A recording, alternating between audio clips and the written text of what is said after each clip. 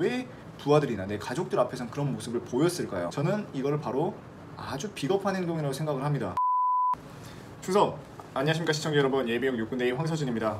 오늘은 제가 상급자로서 기분이 좋지 않거나 화가 났을 때 하급자들 앞에서 해권과 욕설을 해서 안 된 이유에 대해서 한번 설명을 드릴까 합니다. 이 문제는 비단 군대뿐만 아니라 사회조직 어디를 가든 또는 가정에도 해당되는 사항이라 보니까요, 잘 참고하시면 아주 좋을 것 같습니다. 대한민국 사회는 대부분 다 수직적인 구조로 이루어져 있습니다.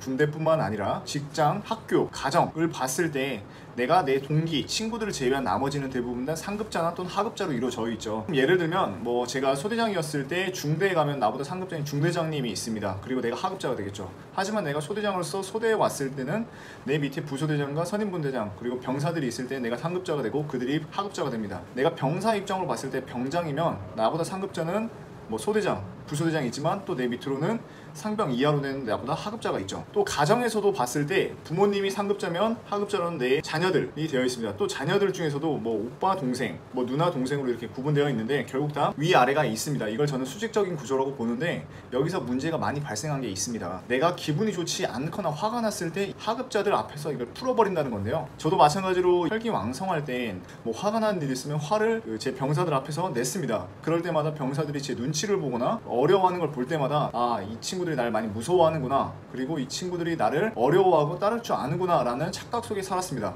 그런데 이런 제 생각이 잘못됐다고 깨우칠 수 있는 계기가 있었던 사건이 한번 있었습니다. 제가 2년차 중위 시절 때 GOP에서 작전장교 임무를 수행하던 때인데요. 이때 당시 지휘통제실에는 지휘관을 제외한 여러 간부들이 근무했지만 여기서 저보다 높으신 분은 딱 두 분 있으셨습니다. 어떤 분이라고 특정 지어서 말씀을 드리진 않겠는데 제가 그분과 근무를 하면서 정말 제대로 한번 깨달았던 적이 있습니다.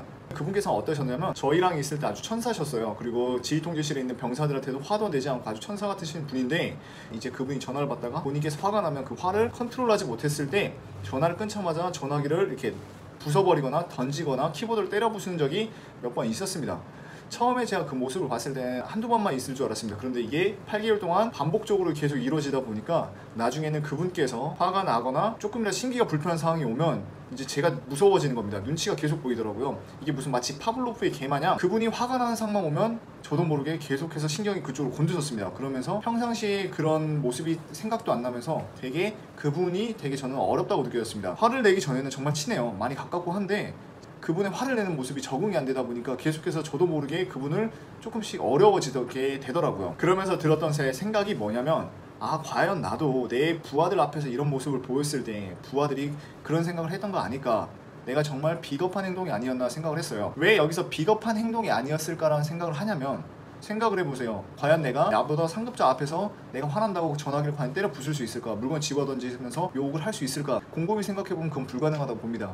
왜냐면 내가 그분 앞에서 그런 모습을 보이면 아주 실례인 행동과 동시에 그분에게 찍히면 저도 결국 진급이 실패할 수도 있거든요. 결국 나보다 높은 분 앞에서 내가 그렇게는 행동을 못할 거라는 답이 나왔습니다. 그런데 왜 부하들이나 내 가족들 앞에서는 그런 모습을 보였을까요? 저는 이거를 바로 아주 비겁한 행동이라고 생각을 합니다. 윗사람 앞에서는 하지도 못하면서 나보다 밑에 사람 앞에서는 이런 행동을 보인다. 흔히 인터넷 용어로 이런 말들이 있죠. 방구석 여포다, 밖에서는 한마디도 못하면서 집에 와서 물건을 집어던지고 욕설을 하는 모습, 과연 내가 그들과 다른 게 뭐가 있을까라는 생각을 많이 하게 되었습니다. 조금 더 생각을 해보세요. 내가 학교 다닐 땐 정말 힘센 친구들 앞에서, 선생님 앞에서 한마디도 못하는 정말 조용한 친구였는데 집에만 오면 엄마, 동생 앞에서 물건을 집어던지고 욕을 한다. 그런데 또 웃긴 건 뭐냐면 내가 정말 엄한 아버지가 있으면 엄한 아버지 앞에서는 그런 거 하지도 못하죠. 그것도 결국 아버지 눈치를 본다는 겁니다. 그런데 엄마랑 동생 앞에서는 하죠.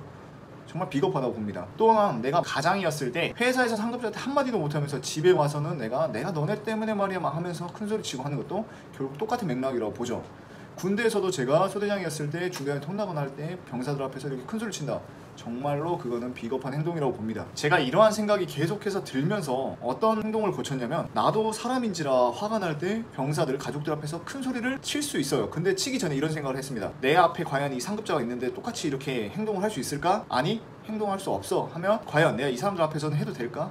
아니, 이건 비겁한 거야 안 하면서 제 스스로의 감정을 최대한 절제하고 컨트롤했습니다. 그러면서 이 화난 이유에 대해서 설명을 하고 대화로서 해결을 하려고 많이 노력을 했죠. 그러다 보니까 대부분 다 원만하게 대화가 됐고 얘기가 풀렸습니다. 그런데 내가 정말 화가 나서 이게 풀릴 것 같지 않다 했을 때는 먼저 제가 제 하급자들, 뭐 제 사무실에 있을 때 용사들한테 말을 하죠.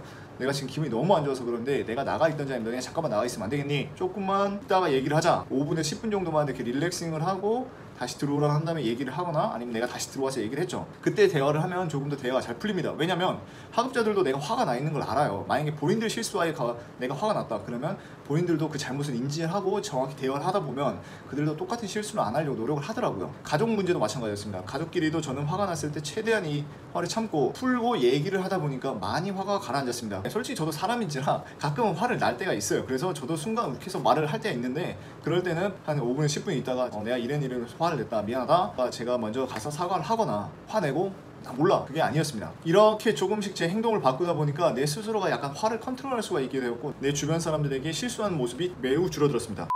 오늘의 결론을 내리겠습니다. 내가 정말 화가 났을 때 내 이 화 표출을 내 하급자들 앞에 하기 전에 과연 내 상급자가 앞에 있다고 가정을 했을 때 그 사람에게 똑같이 이렇게 화를 낼 수 있는지 생각을 해보고 낼 수 없으면 내지 않기를 바라며 비겁한 사람이 되지 않기를 바라겠습니다. 감사합니다.